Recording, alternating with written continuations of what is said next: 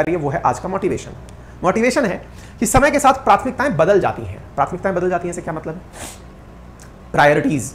मेरे प्यारे साथियों, लाइफ में बहुत सारे काम हर व्यक्ति के जीवन में एनी टाइम चल रहे होते हैं, है ना।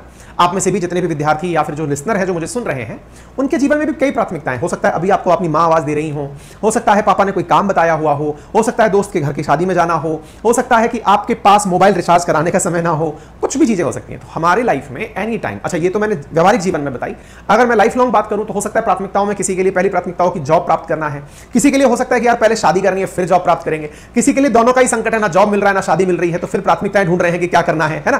तो ऐसी तमाम चीजें जो आपके लिए लाइफ लॉन्ग जो है वो अपने आप में चैलेंज पैदा करे, उनको सबसे पहले तसल्ली से बैठकर प्रायोरिटाइज करके लिख लीजिए। आप में से हो सकता है कुछ लोगों के मन में एक सवाल आता हो, ये जितने भी बड़े लोग होते हैं ये कैसे मैनेज करते हैं सारी चीजों को। बड़े लोगों से मतलब चाहे कोई इंडस्ट्रियलिस्ट देख लीजिए, अपन लोग तो दो चार छोटे छोटे काम कर रहे हैं, जैसे अंबानी की बात करें, टाटा की बात करें, तो उनका तो मतलब पूरे देश की बड़ी बड़ी कंपनियां वो लोग चला रहे हैं। मैनेज कैसे करते हैं? वो लोग अपने कामों में प्राथमिकताएं निर्धारित कर देते हैं कि सबसे पहली प्राथमिकता ये है, दूसरी प्राथमिकता ये है, यानी पहली से मैं पार पा गया तो मैं दूसरी प्राथमिकता पे इसमें जाऊंगा, तीसरी पर इसमें जाऊंगा। आप भी ऐसे कर लीजिए। यदि आपको लगता है कि दो चार चीजें एक साथ परेशान कर रही हैं आपको, घर वाले पीछे पड़े पहले शादी करो, मतलब मन करता है कि नहीं पहले जॉब करूंगा, तो दोनों स्थिति में आप खुद से दोनों पॉइंट्स को लिखिए, तसल्ली से। एक दिन का समय लीजिए, 2 दिन का लीजिए, 7 दिन का लीजिए, महीने भर का लीजिए, लेकिन लिख लीजिए कि जॉब नहीं होगा तब तक शादी नहीं करूंगा, नंबर 1। या उल्टा कर दीजिए, पहले शादी करूंगा फिर ही जॉब करूंगा। लिख लीजिए, सबको साइमल्टेनियसली साथ मत चलाइए। अगर आप सारा काम एक साथ लेकर चलेंगे ना तो ये दिमाग में ना केमिकल लोचा हो जाएगा, आप डिसाइड ही नहीं कर पाएंगे कि आपको कौन सा काम ज्यादा तवज्जो देना है, ठीक है ना। ऐसी स्थिति में जैसे मैं आपके साथ में बात बताऊं, मैं मेरी लाइफ का अगर आपको एग्जांपल दूं, जो कहते हैं ना घर में आग भी लगी हुई हो, मतलब आग लगी हुई का मतलब होता है ये एक मतलब लोगों के मुहावरे की तरह से समझ सकते हैं, कितनी भी अर्जेंसी क्यों ना हो, मतलब बाहर मेरे लिए 1000 लोग भी इंतजार कर रहे हो खड़े होकर के, तो भी मेरी प्राथमिकता है कि मैं मेरी क्लासेस पूरे टाइम पर लूंगा। ये जो मेरी प्राथमिकताएं हैं ना कि मुझे क्लासेस लेनी है।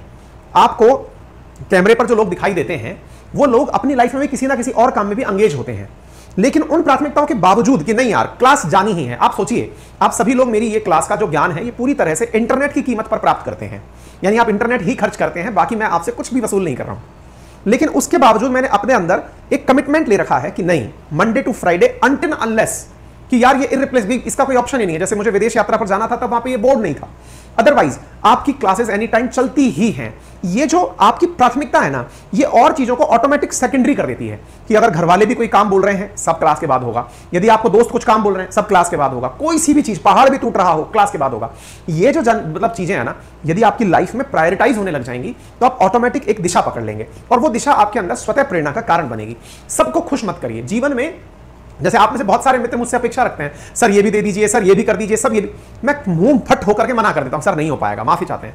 क्यों नहीं हो पाएगा? क्योंकि आप सबको खुश नहीं कर सकते, आप भगवान होकर भी खुश नहीं कर सकते। इवन हमारे जो लोग परंपराएं हैं उनमें लोगों ने भगवान में भी कमियां निकालनी है कि भगवान ऐसे थे, भगवान ने ये क्यों नहीं किया। जब ईश्वर भी सवालों से परे नहीं है तो आप खुद तो ईश्वर हो नहीं सकते।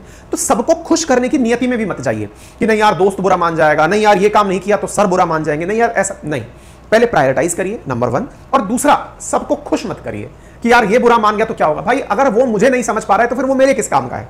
मेरे अपने दोस्त, मेरे अपने रिलेटिव्स, मेरे अपने विद्यार्थी, मेरे अपने मित्र अगर मुझे नहीं समझ पा रहे हैं तो वो मेरे किस काम के। इससे बेहतर है कि वो अपना जीवन यापन करें।